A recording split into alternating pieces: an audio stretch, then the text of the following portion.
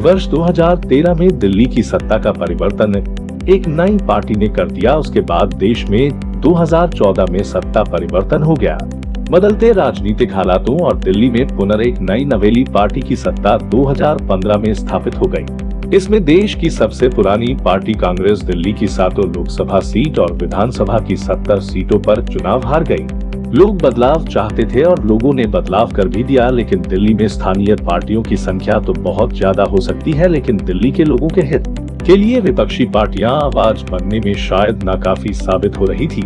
इसी बीच 26 नवंबर 2017 को एक नई पार्टी का गठन हुआ, आपकी अपनी पार्टी पीपल्स, जिसका मूल मंत्र सबको साथ, सबको अवसर, सबको भागीदारी है।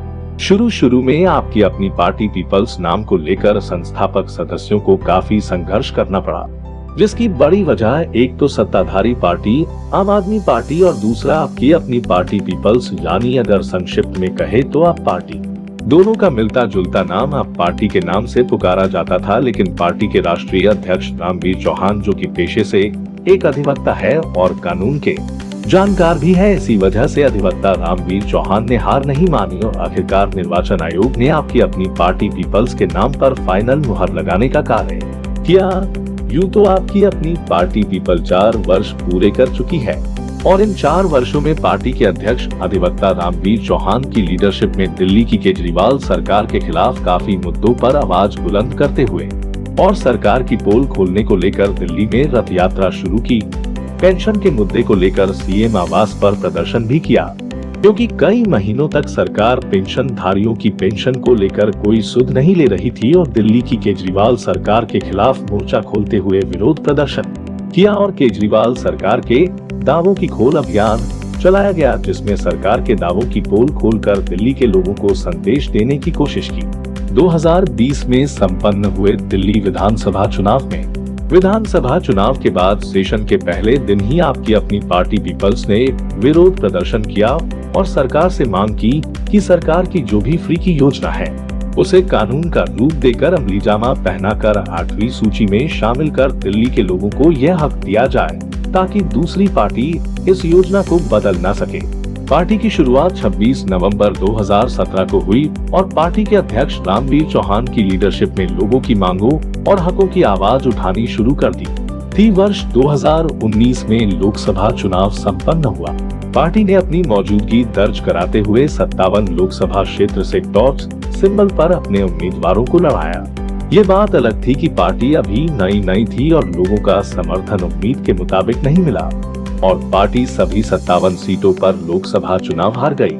वर्ष 2020 में दिल्ली विधानसभा चुनाव में भी दिल्ली की आम आदमी पार्टी की सरकार को टक्कर देते हुए 15 विधानसभा की सीटों पर पार्टी ने उम्मीदवार खड़े किए। पार्टी को दिल्ली के लोगों का समर्थन तो खूब मिला, लेकिन पार्टी विधानसभा के किसी भी सीट जीतने में नाकाम रही। पार्टी के अध्यक्ष अधिवक्ता रामवीर चौहान समय समय पर दिल्ली की केजरीवाल सरकार के खिलाफ मुद्दे उठाते रहते हैं। दिल्ली में जिस तरह कोरोना महामारी को लेकर लोग परेशान थे, 2020 में कोरोना की पहली लहर या 2021 में कोरोना की दूसरी लहर में आपकी अपनी पार्टी पीपल्स ने लोगों की मदद करने के लिए ही हाथ बढ़ाया। जिस तरह सेवा भावना को लेकर एक गिलहरी के योगदान को लेकर नकारा नहीं जा सकता, उसी तरह कोरोना महामारी के दौरान आपकी अपनी पार्टी पीपल्स के योगदान को भी नकारा नहीं जा सकता।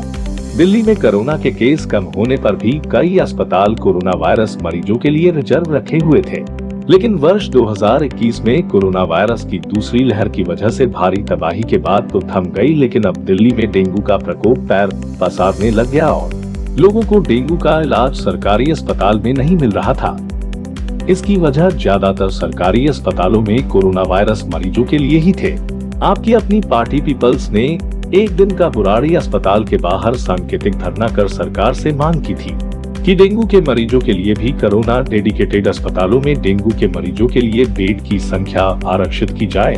पार्टी भविष्य में दिल्ली नगर निगम चुनाव, यूपी विधानसभा के चुनाव और बीएमसी के चुनाव लड़ने की तैयारियां कर रही है, जो कि अगले वर्ष होने वाले हैं। चुनाव में पार्टी अपने ज्यादा से ज्यादा उम्मीदवारों को उतारेगी।